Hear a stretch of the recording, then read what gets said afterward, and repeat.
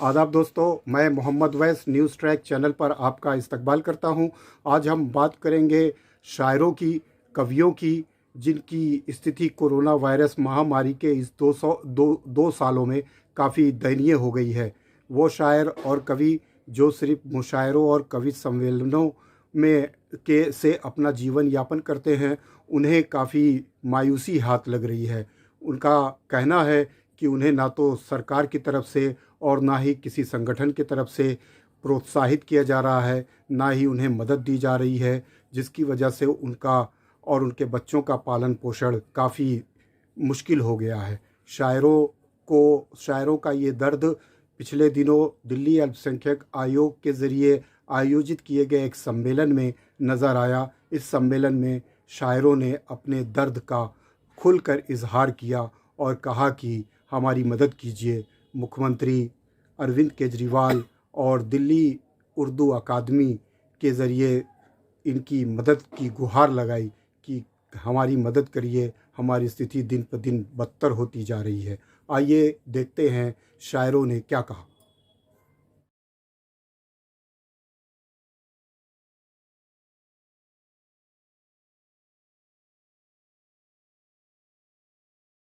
ऐसे हम लोग ऐसे लोग हैं जो किसी के हाथ नहीं फैला सकते, तो अल्लाह उनको वो वक्त ना दिखाए।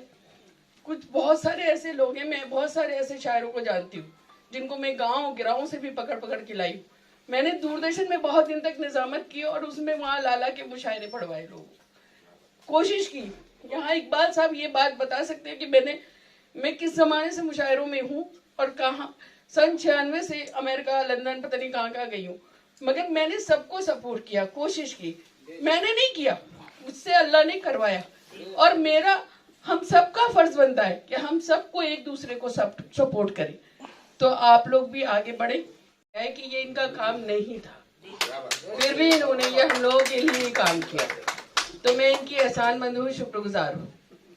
नैन्सी साहिबा बैठी हैं, इन्होंने हमसे वादा किया है और हमें उम्मीद है शायद ये बात अब जरूर पहुंच जाएगी वहां तक।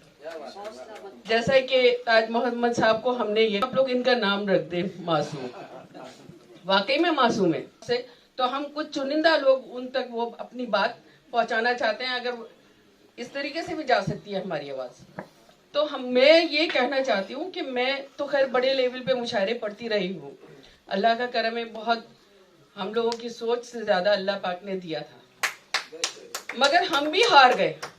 2 साल में कहां तक हम जमा पूंजी खर्च करते रहेंगे। आपको बताऊं कि मैं 2 साल से, इससे पहले से भी काफी लड़ रही हूं अपने घर में, अपनी माँ का इलाज कराते कराते। खैर वो मेरे पर मैं कोई बड़ा काम नहीं कर रही हूँ, अगर वक्त आया तो मैं अपना सब कुछ बेचकर भी अपनी माँ का इलाज करा सकती हूँ, मगर हमारा हक बनता है। अगर हमें हक मिल जाए तो ये दिन हमें देखना ना पड़े। अल्लाह करे कि हमारे कुछ ऐसे लोग भी यहाँ बैठे हैं जिनको मुशायरे वाकई में को सपोर्ट करें। जिन लोगों के पास मुशायरे नहीं हैं वो उन लोगों को सपोर्ट करें, जिनके घर नहीं चल पा रहे हैं।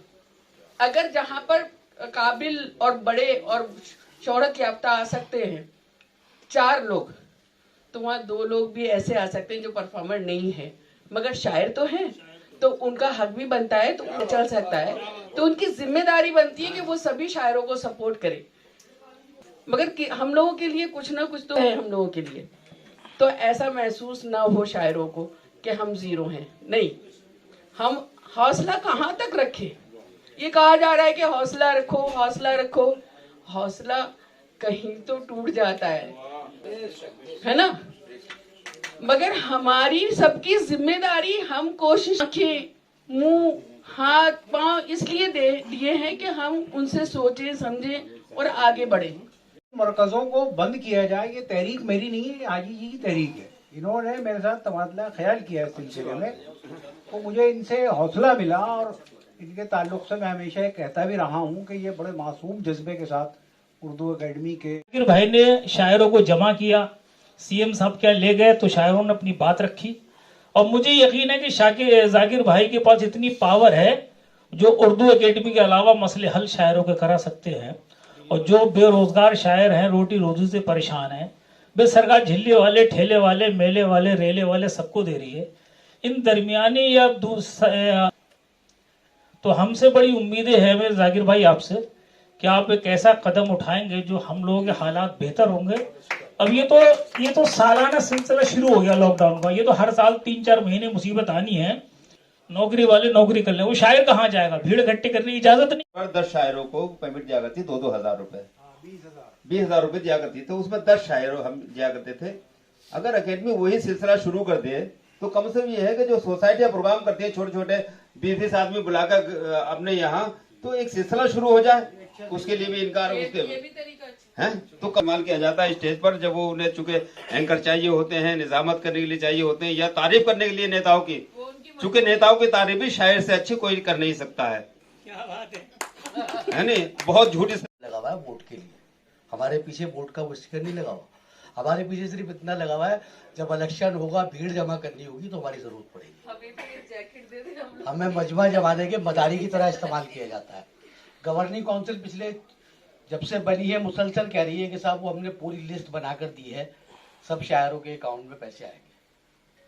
और बहुत सारे शायर, क्योंकि एक बहुत बड़ी तादाद शायरों की ऐसी है जिनकी किस्मत में सिर्फ एक मुशायरा है नए पुराने चिराग का, 2,000 रुपए का, जो हर साल मिलता है। और पिछले 2 साल से उन्हें वो भी नहीं मिला। अच्छा मसला है, राहत भाई ने एक शेर कहा था शायरों की तरफ से, तो वही सही है सरकार के लिए कि एक शहंशाह है जो इनाम भी दे सकता है, एक कलंदर है जो इनकार भी कर सकता है। तो हमें तुम्हारे तमगे नहीं चाहिए, हमारा हक चाहिए। मतलब ये बताइए, ये 28 करोड़ का बजट होगा लगभग आपका 2 साल का। सवाल ये क्या कर लिया इसने सरकार में, इसमें इस बजट में 10 करोड़ रुपए खर्च कर दिए होंगे अकेडमी अखराजात पर।